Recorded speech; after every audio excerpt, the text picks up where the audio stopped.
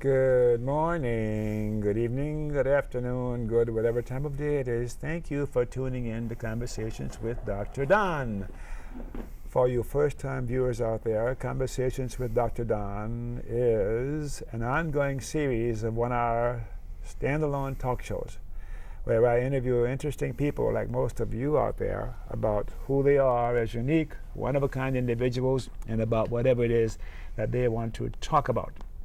Now, tonight's show is titled, as you've seen on the screen, Crisis in American Foreign Policy. It's quite an ambitious title, but I assure you, my guest, Professor Schmidt, to my right here, is up to it and more.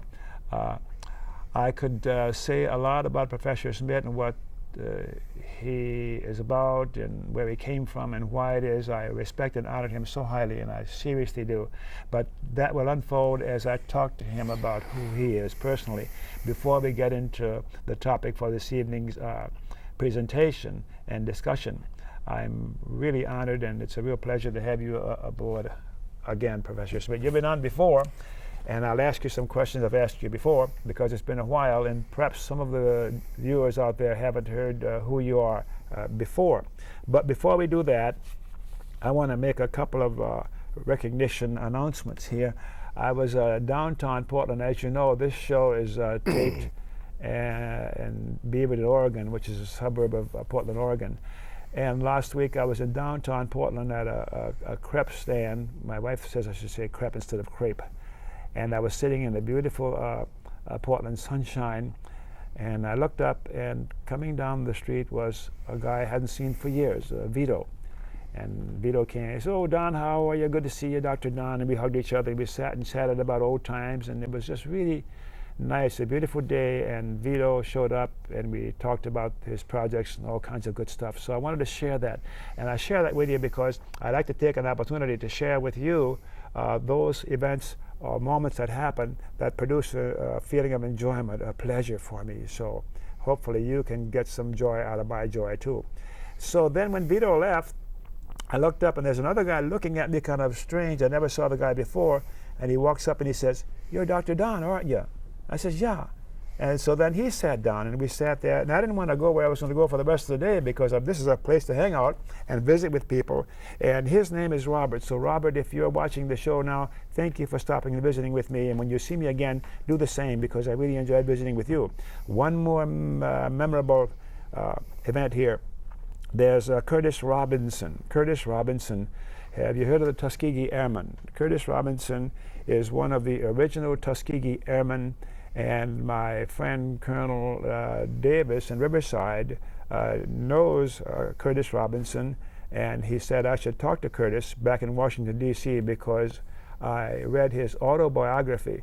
And Curtis, your story from the time you went to Tuskegee and your adventures and difficulties with racism and whatever, and you're still having a wonderful life. So thank you, Curtis, for talking to me long distance on the phone. So those are my three cheery messages before we get started here with Professor Schmidt. So, what are we going to talk about this evening before I ask you who you are in some detail? Talk about crisis in American foreign policy. Crisis in In American fact, you might make it plural. Crises in American foreign policy, because there's probably more than one. Oh my gosh. Oh, how many of them are we going to cover this evening? We'll see. All right. So let's start with the basic bio stuff, and then we'll go from there, all right? And your full name is? Robert, and the middle is Frederick. Frederick. Schmidt. Schmidt. Yeah. That's a good Irish name, isn't it? Good Irish name. Professor Schmidt has talked to the humanists of Greater Portland and a few other venues. I've seen him, and he talks about a lot of things, and he'll tell you more about that. Let's talk a little more about where you're from. You were born where? I was born in Blue Island, Illinois, and my father was a school teacher, and was raised in a wonderful home with several brothers and a sister. And when was that? That was a long time ago. Okay, well, let that go for that. Probably in 1935 I was born. 35. So I'm getting up there. Okay. And hopefully I've learned some things. I'm sure you have. And if I spontaneously say how much I admire you, just ignore it, because I may go overboard, and I'm really sincere. I really look up to you and admire you, and I've told you before that you're one of my heroes, and he really is. Enough of that. No more polishing the apple here. Good. Now, I'm going to ask you my trick question right now, because I usually save it and catch my guests off guard. Why were you born, Professor? Why was I born? Yeah? I was born because I think I should have done what I'm doing. Okay. And that's what you were born for, to do what you're doing. Of course. Then what are you doing? Oh, I'm a theologian, and I'm a political scientist, and I enjoy putting the two together and coming up with some very interesting insights, I believe. A theologian and a political scientist. What a combination. How'd you get to be a theologian? It was kind of a family thing. I think I'm the 38th pastor in my relationship, from vertical and horizontal. 38th? Right. What kind of a gene is that, pray tell? I don't know, but it's been working for some time. And that's a thing that you apparently love and enjoy in your life. Yes. Political scientist, how'd you decide to go in that direction? I was a teacher in Africa, and I saw what was happening in Nigeria, and I was there at the very brink of the Nigerian Biafran War. And I had to come home, and as I did, I studied political science in order to try and figure out how to stop African civil wars, which are terribly devastating, as you know. Yes. And so I continued in my education, and I was both a campus pastor at Colorado State University and the University of Washington, and all the time I was able to continue going to school and studying international relations. Do you plan to go back to school? Well, just to teach. Actually, because of the internet and library resources, you can continue to be a student.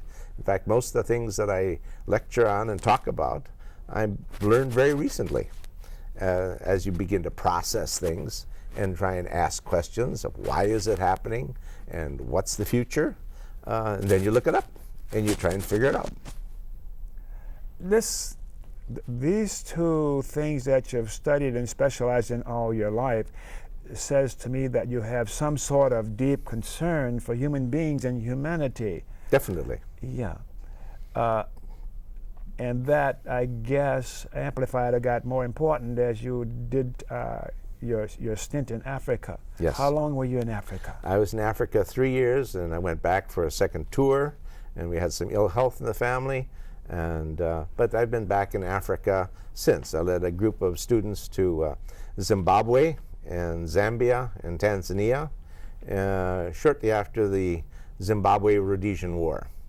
And we were doing some education of ex-combatants who had missed on high school because they were recruited either into the Rhodesian Army or the Zimbabwean Army. And they had to spend their high school years in the bush. As a result, when they came back, we tried to help teach them construction trades, farming, business, things like that. And you had some success? Oh yes, I believe so. Except I think Zimbabwe's fallen on some hard times, but it's a long, complicated story. I find it hard to read bits in my email or in the newspaper about what's going on in Africa.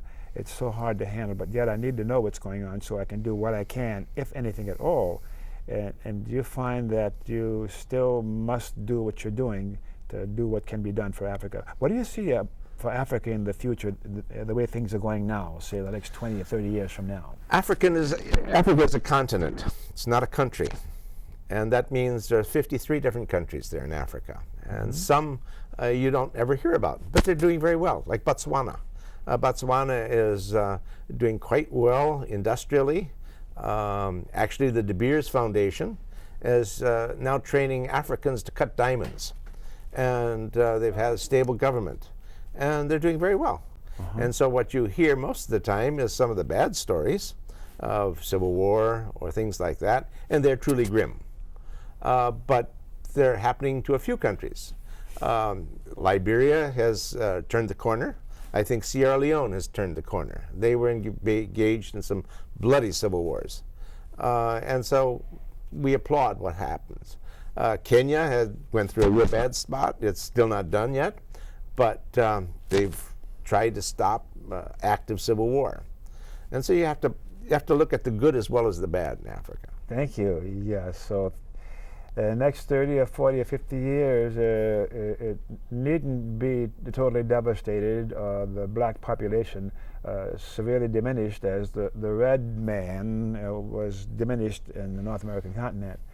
There are some people who suggest that the West or the Northern Hemisphere, the white people, are interested in eliminating black people to a level in Africa where they're on reservations or Bantustan, so to speak, as a Native American is on the North American continent. It's not going to happen. It could happen in some isolated places, maybe like South Africa or whatever, but it's independence movements have been far too powerful for that. That's not going to happen. Okay. Did you see any of my kinfolk over there? I don't know who all of your kinfolk are. No, because I think you've got a rather complex past. That's easy to say, yeah. Yeah, I've wondered sometimes where the black part came from. I do know from my own heritage, as my viewers know, I'm red, white, and black racially. And yeah, let's move on from there, all right? Okay. I have a thing about religious preference here, but I'm not sure we need to ask you that.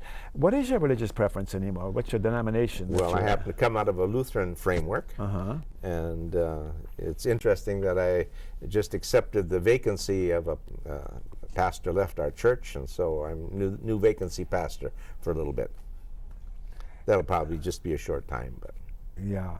You're going to invite me to come hear your talk to by all means. I'm going to certainly come, yeah. How about, do you have a partner? Yes. My wife is from Germany. She's from formerly East Prussia, which was on the other side of the Polish border. And so when the Russian troops came in, everyone had to flee. She fled to the west. She was in a Russian prison camp for 1.5 years. And so I've gained a lot of depth and I think compassion from her and from her story. Okay. And children or grandchildren? I have 2 children, and because I was always a campus pastor, they kind of thought that, education was what they ought to do, and they did it quite well. Okay. Is it fair to ask you about your political persuasion? Do you see yourself left, right, center, or apolitical? Or I think everybody else would call me to the left.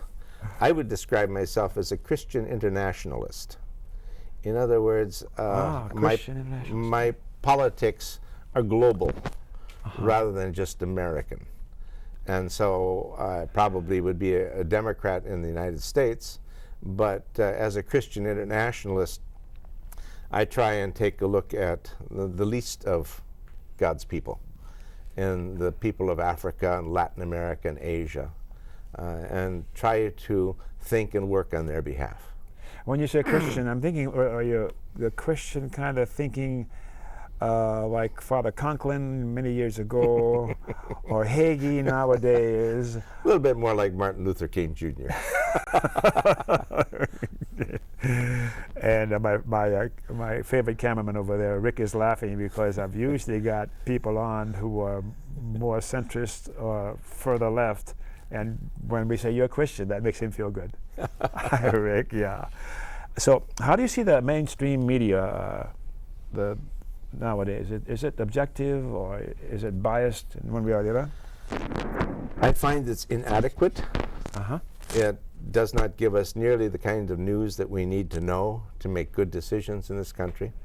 And if we want to move slowly into the topic of crises in American foreign policy, I think that we have been so locked into the war on terror and all of its aspects in the invasion of Afghanistan, the invasion of Iraq, problems in the Middle East, that we've kind of lost sight of what's going on in foreign policy around the world. If I could reflect on that just a bit. Please. Over the last 30 years, the United States power, total power, has diminished in relationship to other powers in the world. And this hasn't happened under Republican or Democratic administrations. It's nobody's fault. It's just that as you compare the power that the United States now has versus what it had 30 years ago, it is far smaller, and it basically has been weakened greatly. And the reason for this is fairly simple. The United States power has weakened because other people copied what we were doing. We used to have the best steel, iron and steel industry, and other people can make steel better and cheaper than we can. The same thing with automobiles. The same thing, and you name your product, and other people can do it better and cheaper. As a result, our economy has suffered, as you well know. The dollar has declined, even past the point where we can say we can sell exports. But now we're in real trouble because the price of oil has risen while the dollar has fallen. So over the last 30 years, we've lost power. And in the process, we've tried to figure out how we can still stay on top. But we're losing. And excuse me. What's happening is that even though we would pretend that we're still the world's big power, militarily we are in a way, but financially we've lost it, industrially we've lost it, and even educationally we've lost it. So crisis in American foreign policy. I had asked you for a few questions to help me. During the Bush administration and before, was this happening before Bush came into office? Yes. America's diminishing power? I'm using as a reference point Emanuel Wallerstein, who is a world systems analysis. And he, according to him, we've been losing power for the last 30 years. But this is accelerated under the Bush administration. And it's accelerated because Bush, and not Bush so much, but some of his people like Cheney, Rumsfeld, Wolfowitz, Irving Kristol, Bill Kristol, Richard Pearl, were all part of a program for the new American century. And they realized America's power was diminishing. And so they said, we need to recapture America's aggression, not aggression, but assertiveness. And so they said we should do this through military power, and we should do this through moral clarity. And so it was this group that said that Iraq ought to be invaded, and this was long before Bush was elected president. Then these people from this New American Century people came onto the Bush administration, and they pushed the war in Iraq, and we basically got that. The war in Afghanistan, probably more a reaction to 9/11. But when they did this, they thought this will help make up for some of the weakness in American foreign policy. We will again have moral clarity, and we will show our strength. What happened, unfortunately, it was just the opposite. It showed our weakness, and then came Abu Ghraib, Guantanamo, and we lost the moral clarity. So that we said we were for democracy, and we were for good things, and yet we're torturing people. We found out that we were for democracy in the Middle East. Hamas wins an election, and we say, but that doesn't count because they're terrorists. And so we back away from that, and so we lost that kind of clarity. And so we basically have squandered a lot of moral authority that the United States has had, and we certainly have squandered our wealth because of the tremendous costs of the war. So I've gotten a sign from my director, Dennis, that says we should take a break now, and we'll return to where we left off with American power diminishing. In about 3 minutes, we'll take a break. We're going to put up on the screen some important information that you may want to write down during the break, so get a pencil, a pen, and some paper. For you viewers who live in the Washington County part of the Portland, Oregon metro area, Conversations with Dr. Don shows are broadcast 5 times each week. Typically, a new show is first aired on a Tuesday and is rebroadcast on the following Friday through Monday. Then we have a live call-in show. Periodically, a show is recorded live so that you viewers in the Portland, Oregon metro area can call in and give us your say on whatever it is that we're talking about during the show. The next live call-in show will be on Thursday, the 29th of this month. And also, you can get Conversations with Dr. Don on the internet by going to Google, radiogoogle.com, and entering Conversations with Dr. Don. And we have some key Washington, D.C. phone numbers. If at any time during the rest of the show the thought crosses your mind that you'd like to contact the people in Washington, D.C. who supposedly work for us, the citizens, you can take down the phone numbers that will also be up on the screen during the break. Call Washington and tell them what you want and don't want them to do. Most of them really do want to hear from you. We're now going to put up on the screen during the break those 4 panels in turn. The broadcast schedule first, next the live call-in show information for the Portland, Oregon metro area, and then the internet address to view Dr. Don's shows, and then the U.S. Capitol Key phone numbers, and then we'll come back and you and I will talk some more. Break time.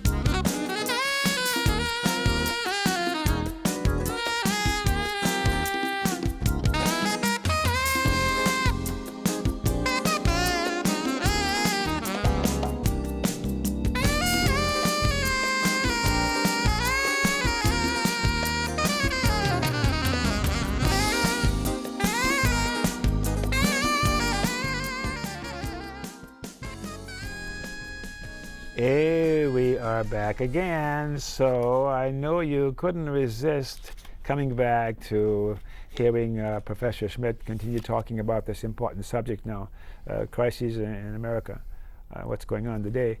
So let's continue where we left off. We were talking about America's power being diminished around the world. I think if you compare what's happening to America versus Asia, you'll see that both Japan and China hold tremendous amounts of U.S. debt, and in some senses have an upper hand over the United States should they ever ask to cash in or we pay back their debt, it would almost bankrupt the United States. And so the power that the United States has to exercise over Japan or China is limited. And we're beginning to see that China, despite some recent bad publicity, has got tremendous economic power. And Korea, with nuclear weapons, North Korea, that whole situation in East Asia shows that the United States, in comparison over there, one wonders, could we ever take on a China if we had to? Well, it's a no-brainer. We can't. Should Japan start rearming, would the United States have anything to say about that? Could we discourage them if they were frightened of North Korea? We take a look at India, and India now has a lot of U.S. jobs in the technology. Both China and India are using up petrol, gasoline. Yes, yes. And which is part of why our gas is so high. And so you begin to see that the United States is somewhat powerless over against these Asian giants that are arising. And so that it's part of that diminishment of U.S. power. And because of our preoccupation with the war on terror, that's kind of slipped by the wayside. And we haven't really had a chance to deal with it. If we looked at Latin America, in former days, when the United States saw a Latin American ruler who wanted to, let's say, nationalize oil, then that person was done away with. Mm-hmm. And it was a very nasty way. Trujillo's of Panama, Roldos of Ecuador.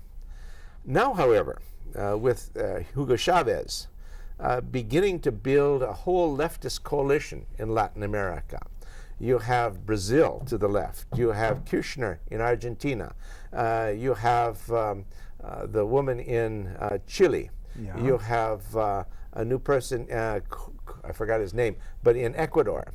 You have the Indian guy? India, right, or Morales in Bolivia. So Evo, yeah, you have all of these people, and hopefully they say, if we unite, then we will be less likely to be bullied by the United States. And so now, Hugo Chavez in Venezuela, they export 1/4 of the United States' oil comes from Venezuela. Mm-hmm. And with the high price of oil, etc., right now Chavez has got a strong hand to play. And so this goes to show that America is basically not as strong as it was to even begin to control things in Latin America. Do you think that the U.S. is going to allow what's happening in South America to continue with Chavez being branded as a replacement for Fidel Castro, right. And a communist dictator? This is where I think you're going to see U.S. foreign policy kind of at a crossroads. Can we do the war on terror? Can we do Afghanistan? Can we do Iraq? And still take care of not only Chavez, but Lula in Brazil, in Kirchner, and Bachelet in Chile. Can you handle them all? Is the United States even capable of that anymore? Now, we might think nefariously maybe they could be. But, for example, in the CIA itself, you have almost a lessening of power. We found out that the Defense Department took over some of the intelligence aspects of the CIA. So you have kind of this bureaucratic shuffling in the United States. And so it used to be that we could say, well, the CIA is this nasty kind of thing, was doing all this nefarious things. And now we're wondering, well, maybe it's the Defense Department. But if the Defense Department is too preoccupied in Iraq, will they have the time and the effort to do something someplace else? I think you follow my reasoning, that we may not be nearly strong enough to do the bad stuff you fear. I want to digress for a moment. Sure. And I hear you saying war on terror, war on terror. I'd like to look at what that phrase really means. There's been some people who are arguing that it's a war of terror. I would agree. Uh-huh. It is, euphemistically called the war on terror. It's basically a foolish statement, because terror is a vehicle. It's not a person. And so you hope to war against terrorists or the nations that sponsor it. This is then the Bush administration. But really, what has happened is that it has provided an excuse for invasion of two countries, for a lot of Mideast problems, and it has not been effective. And as has not been effective necessarily in making the U.S. safer. It's nice not to have been hurt in the last couple years. Nonetheless, Europe has been hurt, and the people in Iraq and Afghanistan have certainly been hurt, as well as our own servicemen. Some have argued that it's a war of terror, and they argued who are really terrorists in the world, and what does that really mean? There's some who suggest that the U.S. has been the #1 terrorist nation in the world for many, many years. What do you say to those people? Does that make any sense? It makes a lot of sense. I think if you take a look at our invasion of Grenada, our bombing of... Well, that was terrible. Grenada, I mean, was a danger to America. And the whole bombing of Panama City under George Bush I administration. You take a look at the bombing of Iraq during the Gulf War. You take a look at some of the things that have happened in Uzbekistan and other places where the United States has supported rather dictatorial regimes. This is a real problem. Excuse me. Yes. So then the U.S. has been doing this, and American power, why has the U.S. been doing this and attacking Grenada and doing those things that you just mentioned? Why is it that we've been doing this? We have a rationale that this is some time for peace. I think critics will say it hasn't been for peace. It has been for war. The idea that you make missiles and call them peacemakers and use them, which kill people, is probably a terrible thing. And so I believe that as the United States faces the diminishment of its power, we're in a crisis now in our electoral system where, that we're going to have a new president, one way or the other. As a new president comes on board, he's going to have to deal with the fact that the United States no longer is as powerful as it once was. What will that mean for American foreign policy? And I think that's probably the most crucial question facing the makers of American foreign policy. So I think people with that kind of power in past history, they've never given it up. It's always taken from them. I'm talking about the neocons and the people who are actually running our country, own our country now, like the giant corporations. And do you see there'll be a transition, or these people will give up their power such that there needn't be a war on terror and this competition between the East and the West and China and the U.S. and South America? I think basically American power is going to collapse, and that means that if you are fully invested in that power of the corporatocracy that you're speaking of, and that begins to diminish, and I think it will, then you will find some new options. I think, for example, if Barack Obama would win the presidency, and would begin to say, now what do we do with limited power? I think you will see him probably work to bring back troops from Iraq, as he has promised, to come some understanding in Afghanistan. But on some of these other issues, one could say, why could not the United States be like Canada or like Norway? If you remember the Oslo Peace Accords, yes, and the Norwegians have this idea that every country has its own national self-interest. So the United States has its self-interest, as does Iraq or Afghanistan. The Norwegians said the Palestinians have a self-interest, and the Israelis have a self-interest. Well, let's come out in the farm, talk about it. And so they got people together and they started talking, and they played with the ambassador from Norway's kids and stuff, and went out and fed the pigs and stuff like that. And pretty soon they got to know each other and come together a little bit. And then they brought out the Oslo Accords. And if Rabin had not been assassinated, maybe something could have come of that. But that was the Norwegian way.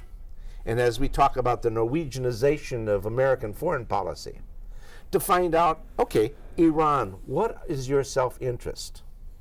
And Israel, what's your self-interest? Now, right now, what we've done in the United States foreign policy is we've demonized the enemy, the axis of evil, North Korea, Iran, Iraq, okay? Okay. And so that means anything goes, and that's the rationale for the terrorism you're talking about. What if we said, Israel has some real concerns for its survival. Iran has some real concerns for the Palestinians, for its survival in its present regime. Could we bring those two together and talk about it? Now, just this week, we found out that in Turkey, Syria met with Israel. And that was a good thing. We don't know what's going to come of it, and you can be skeptical, maybe nothing will come. That may be true. But isn't it better talking than bombing? You remember it wasn't long ago Israeli jets bombed the so-called facilities in Syria? Yes. But now all of a sudden they're talking. Isn't that better? And so as you go through this, you begin to ask, well, what would the United States' role be if we could get people to talk to each other? And here I'll give George Bush credit, because I think the North Korean deal was pretty good.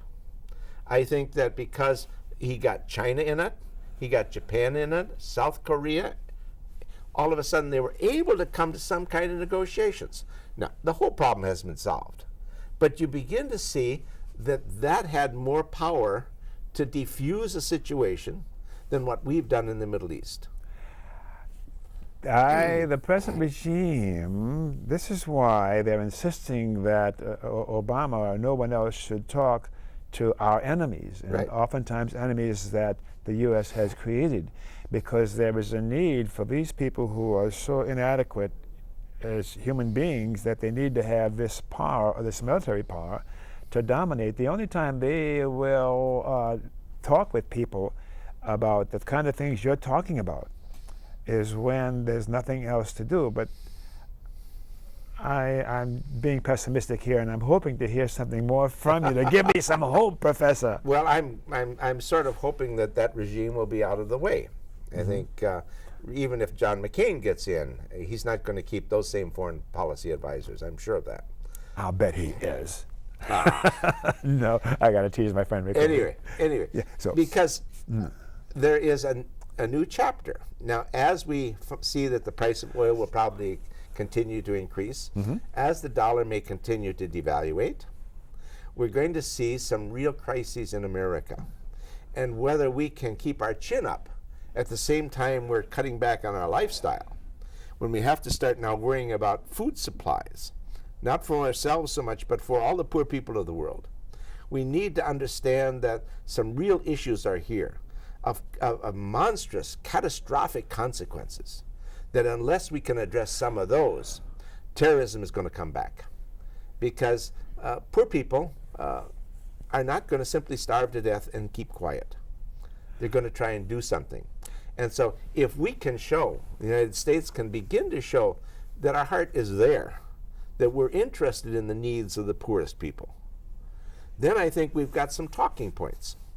The Atlantic Monthly came out with an article almost a year ago about Barack Obama, and said, you know, skip about what he means for America. Just think what it would be like to have a United States president who was dark-skinned, whose middle name was Hussein, who had been raised in Indonesia. Now, Now, the right wing here in America may really pick up on that and try and badmouth him, but think what this means for a young Iraqi. Maybe here's a guy that could understand us. Maybe here's a guy who would be compassionate about what we're going through over here. You're talking about the things that play inside of a human being that are not on the surface and talked about too much in the mainstream media. Right. Those, In other words, what if he were elected, that all of a sudden the rest of the world could see, here's a guy we could talk to. Here's a guy who might understand. And all of a sudden, maybe this Norwegianization of American foreign policy could take off. Do you think that the Cheney influence, the Cheney broad influence that's working now in the present regime will diminish or disappear? The Douglas Feith and Richard Armitage and those people are going to disappear? I think it will be extremely frustrated and will probably react. And I think I pray for Barack Obama's safety. I think during the JFK years, when it looked like some positive things were going to happen around the world, there was a lot of opposition. In Congress, there was opposition in the media, there was opposition all over the place. And we know how that ended. And so I would hate to see that end here in the same way. But I'm hopeful that if he is safe, and that, as he says, we can gather all the people around for change. And if we even believe that partially, maybe there's hope. Yeah, I hear you. And I'm feeling a little better as we talk. Why don't you run with Obama as his VP candidate? So we have a few more questions here that I asked you to help me to prompt you in case we got stuck here. Latin America, Hugo Chavez, do you think that Chavez is reaching too far or is assuming too much power or influence in Latin America? I think the mantle has fallen on him, and because he has oil, money, he's able to do things other people are not able to do. Yeah. And right now he's got the name, he's got the leadership. As you know, Pat Robertson called for his assassination some time back, and I think that's one of the saddest things that I ever heard of, because I think what he represents to the very, very poor people in Latin America is some hope. Now he, like all leaders, has got to walk a fine line between trying to maintain power and safety and at the same time trying to be of aid and help. And so that's a tough line to walk. Yes. And the same kind of line Barack Obama is going to have to walk, because you're going to have to play power politics at the same time you're trying to help people. And that's a tough thing. I'm very confident that Chavez has got enough strength with other Latin American leaders. They are forming a new trade association called Mercosur. Mercosur has got some regular members and associate members, but it now just about includes everybody in Latin America, with the exception of Colombia, where the United States has fully got military troops and so forth. But it's got just about everybody else. I think Colombia and Peru, even Peru may be part of the associate membership. That's significant, because what we've always had problems with Latin America always thinks we are dominated by U.S. industries and coming in the multinational corporations. Now what Latin America is trying to say is we're going to have our own trade within Latin America. We're going to set up our own units so that we can develop ourselves. The United States could never have developed if we hadn't had strong trade barriers against England and France at the beginning of our country. Yes, yes. And so these countries need the same thing. They need to protect their industries. That means we're not going to sell as many American goods over there. With the high price of oil, what's going to happen is there's going to be less, in quotes, globalization, economic globalization. Pretty soon it's going to be too expensive to get our grapes from Chile and our flowers from Colombia. And we're going to see that we're going to become a little bit more local, I think. And so that happens to be one of the good things that happens when our dollar goes down and petrol goes up. I heard the other day that an island off the coast of Venezuela, there's a U.S. patrol plane that flew over it. And I wonder if this was the beginning of a test for some provocation, so that the U.S. can have permission or need to go in and attack Venezuela, because if they respond to the U.S. patrol planes over their territory, I think that's all quite possible. What we had in the last election for Chavez is we had some of the wealthier Venezuelans connected with the oil companies that were there who want Chavez out. Basically hired a New York public relations firm to poll people who they were for. They inflated the negatives and played down the positives. And so it said that the poll number said that Chavez should lose the election. Well, what this was done for is to provide an excuse for the United States to say the election was rigged, because this poll was done by these people. And all of a sudden you say, well, that's dirty pool. And I think, however, Chavez and the people in the rest of Latin America are fairly familiar with the way the United States has worked in the past. And I think they're probably going to take some special precautions and see if they can hold the fort. You are eternally hopeful. I love it. I love it. Oh, what's going to happen in the Middle East now with Israel, and what's going on with Iran and Iraq? Is Israel going to still exist 20, 30 years from now? Never mind. Cancel the second question. The first one. What's going to happen with Israel and I think in the any Middle East? two-state solution is doomed. It's doomed because there are simply too many Israelis living in the West Bank and the Palestine, and they're not going to move back out.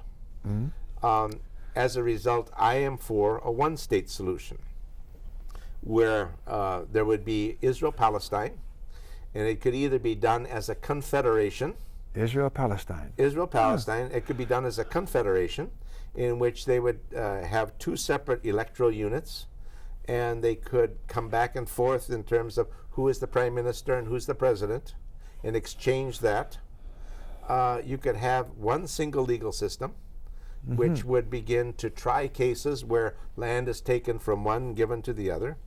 Both countries would have the eternal right of return, which means that Jews from all over the world could still come to Palestine, and Palestinians could come back home. And to do this, of course, I think we require almost a miracle. I grant you that. Yes. Nonetheless, it's an idea that I think needs to be circulated once again. Prior to 1948, there were many Jews living side by side with their Arab brothers. Yes. And they lived at peace, etc. What we have here in America is we have had basically right-wing Likud views taking over the American Jewish lobby. And in Israel itself, there's a strong left movement which says that Israel should end the occupation.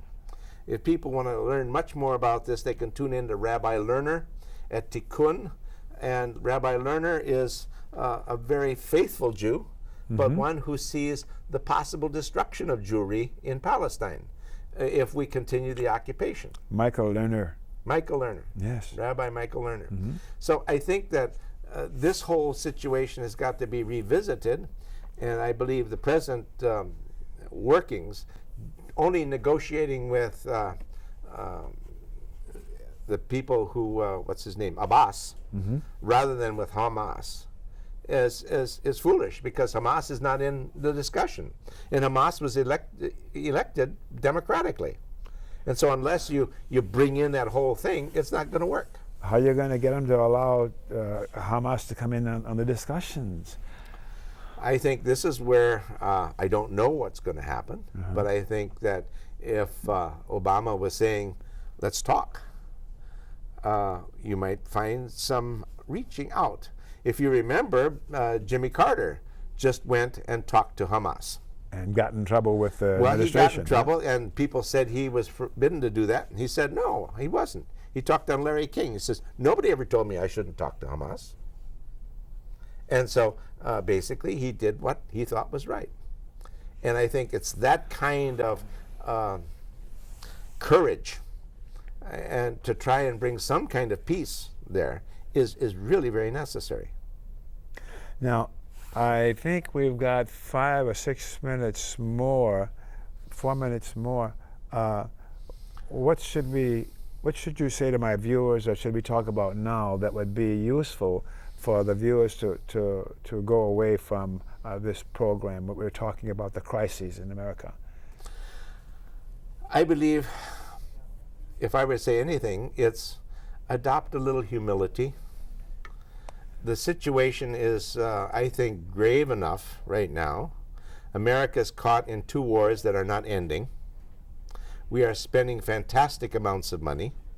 Our dollar is collapsing. Oil prices are rising. Food supply will be okay for America, but for bad for everybody else in the world.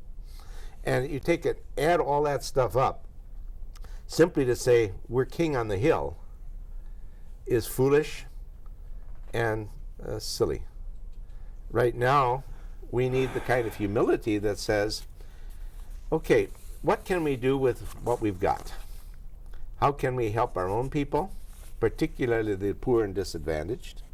And how can we use our influence to help the rest of the world, which is poor and disadvantaged? Now, you say, and I may agree with you in one way, corporations aren't going to let that happen. Yes. Okay. You know what my next question is. And I'm going to say this. There's more of us than there are them. There are more people of good hearts, and there are good feelings. And if they make their will made known, and they begin to resist what's been happening in foreign policy, and start saying, we need a change, we need something new.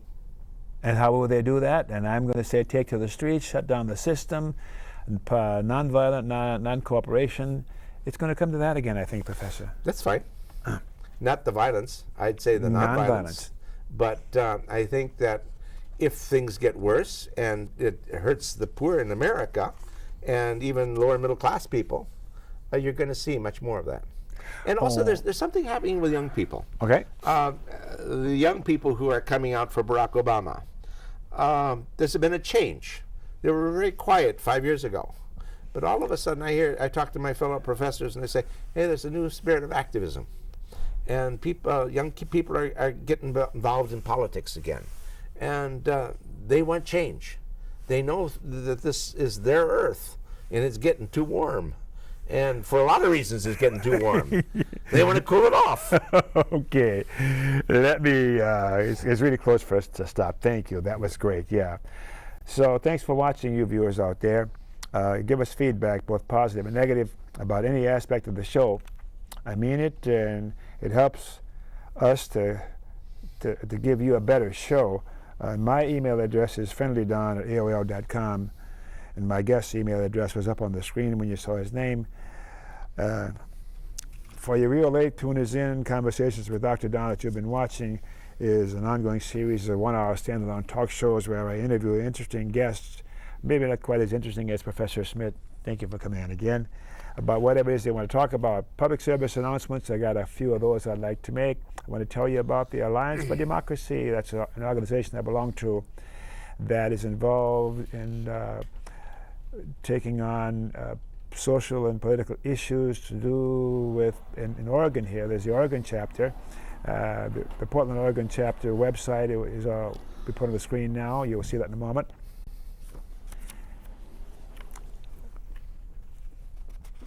Okay, and there it is, the Portland chapter.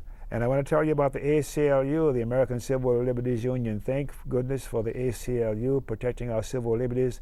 It's the one organization in the country that protects our civil liberties. It's so critically important.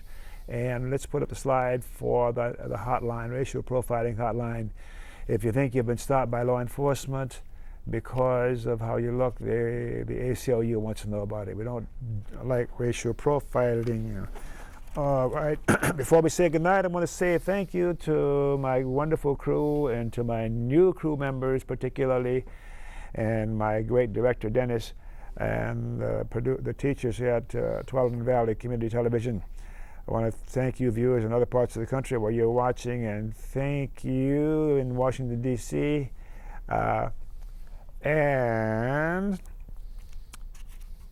okay, if you live in another part of the country and you're watching this show, contact your local community access cable TV studio for information about when they plan to broadcast Dr. Don shows in the future. And thanks again for coming on the show. I can't thank you enough. And now my final thought for the day is KFC, not Kentucky Fried Chicken, Dr. Don's KFC. Be kind, friendly, and charitable. Be kind, be friendly, and be charitable. To you too. And you. And you. And Rick. And you. Thanks again for watching. Good night.